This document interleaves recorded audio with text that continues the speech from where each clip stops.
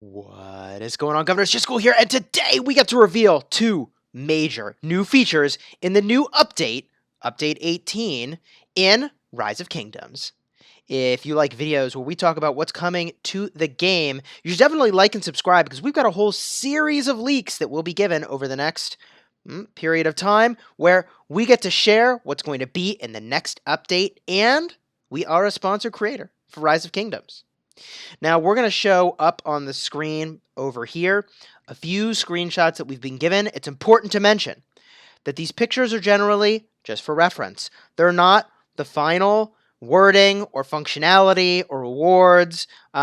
It's just representative of what is coming. So think of it just as something that's representative. Don't read too much into it other than generally getting an overview of what the feature is. So this first feature we're going to look at is a brand new achievement system. That's right in the character profile screen. It looks like they want to add in an achievement button or tab. When you click into it, presumably you will see the screen I'm showing here, which details a whole bunch of stuff. It looks like there's categories of achievements. It looks like for achieving or unlocking some number of those achievements, you get sweet, sweet goodies.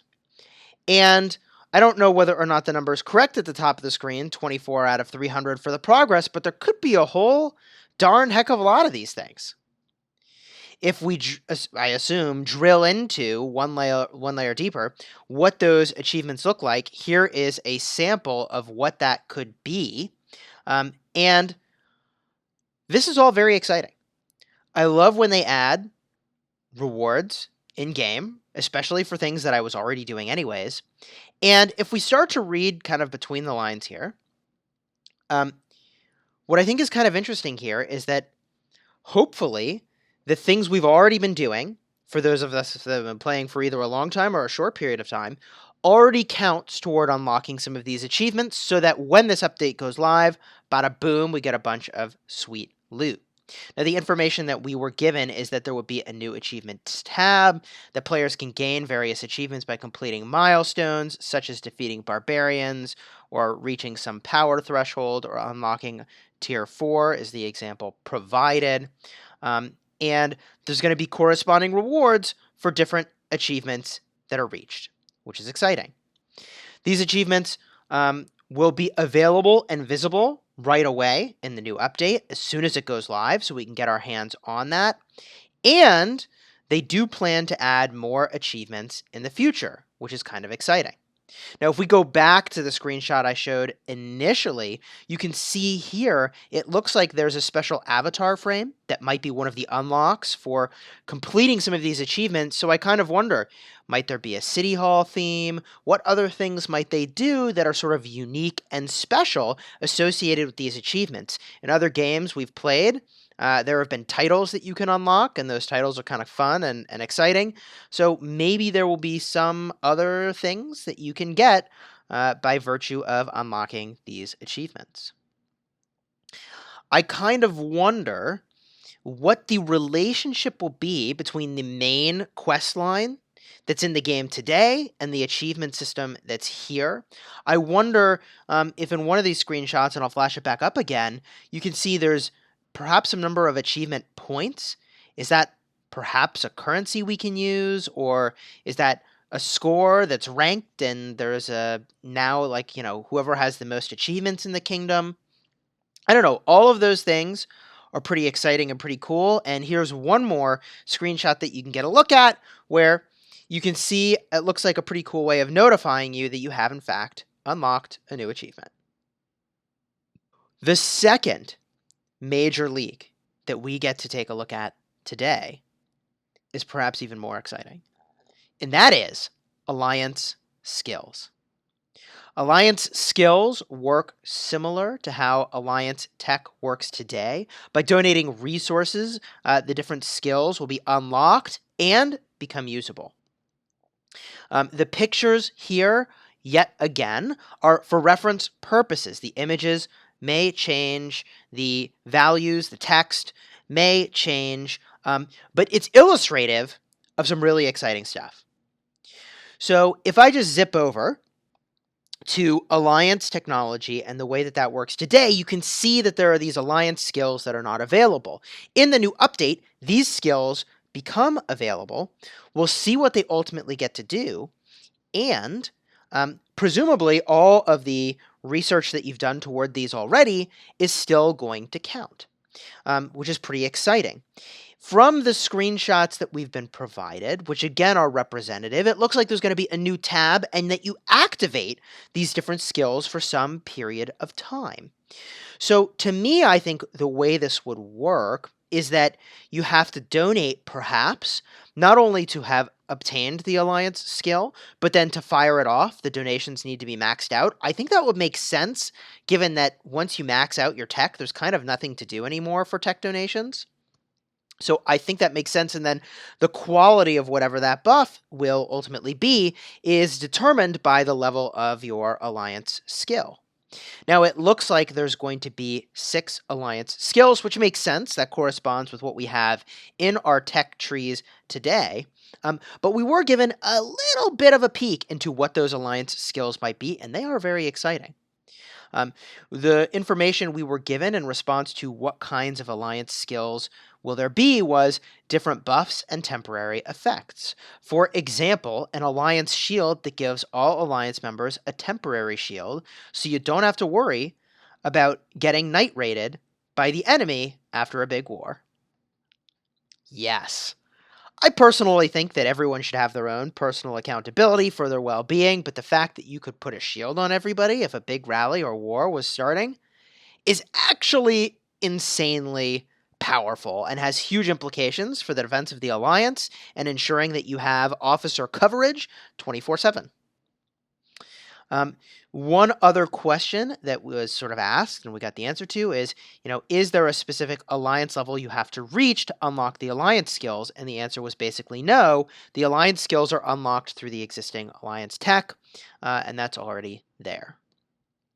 Now, if we just read into the iconography that's already in this alliance skills screen, some examples of buffs that might exist could be a gathering speed skill, could be a city production skill, could be a building or research speed skill, which I sort of have mixed feelings about because it creates a situation where, like, basically the only time you should build stuff in this game is when there's a kingdom buff and when this alliance skill is fired off and there's a good rune.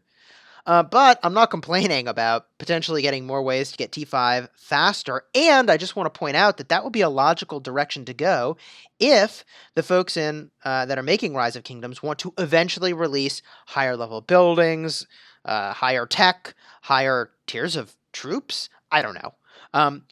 One icon that is in the bottom left over here that I think is kind of interesting is potentially a movement speed boost. And again, these might not be the final icons, but that looks like the same icon that cartography has, so maybe we'll get to travel a little bit faster. Courage perhaps could be related to defeating barbarians, getting more experience, or training troops, maybe? I'd love if it was training troops. That's just me projecting what I want onto an icon that actually already represents something else. So today, that has to do with experience of commanders. That has to do with experience of commanders and experience gained. Okay, and that last one I think refers to potentially that whole alliance shield concept. So what will these skills be? What would you want them to be? Let me know in the comments down below. There are some huge implications, though, for how you might best prepare for this next update. Now, in my alliance, we personally have been teching up really hard, focused on tech instead of territory. Tech instead of territory. And the reason that we're doing that is because if, hypothetically, KVK is a part of this next release, and KVK involves capturing some amount of territory, and we know KVK is coming before May, I mean, there's just not that much time left for there to be, like, 2 big updates, right? So, anyways, all that to say, we're teching hard now because if we need flags in KVK, then we want to have as much edge as we possibly can for all that flag building that we're going to want to do. And the time to do tech is now, and build flags is probably later.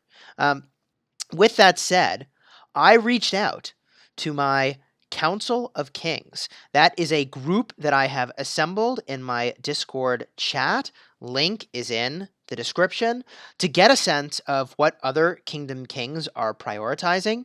And of the folks that have responded so far, 4 are focused almost exclusively on teching up their alliance. None are focused on pure territory expansion, and 9 were focused on uh, both a pretty even blend of expanding their territory and working on tech. In my opinion, the existence of these alliance skills start to shift you more, I think, toward the tech so that you can take advantage of these alliance skills. Um, but I don't know. I think that territory could also be really valuable because if you're getting lots of resource generation, that could be really good in a KVK context, or it might be totally irrelevant. We don't know yet, which is why I'm not focused on it, and I can always build flags later. Teching up is a slow process, so I'm going to tech up the skills that I'm really interested in. Now, it's worth mentioning there's a couple skills that require no gold whatsoever, so if you're pressed for gold, you might go and focus in on Alliance Skill 1 in the development tree, or in Alliance Skill 3 in the territory tree. I believe that Alliance Skill 5 does eventually start to require gold, but it might not initially. So that might be one that's also worth looking into if you've got tech points that you want to apply somewhere and you don't have gold to spend. So, my friends, I'd be curious to hear what you think about the information that's been given to us and that we shared with you. What are your thoughts about the achievement system? And how are you best using this information about Alliance skills to prepare for what's coming next? Leave a comment down below, and until next time, my friends, you have fun smashing the kingdom.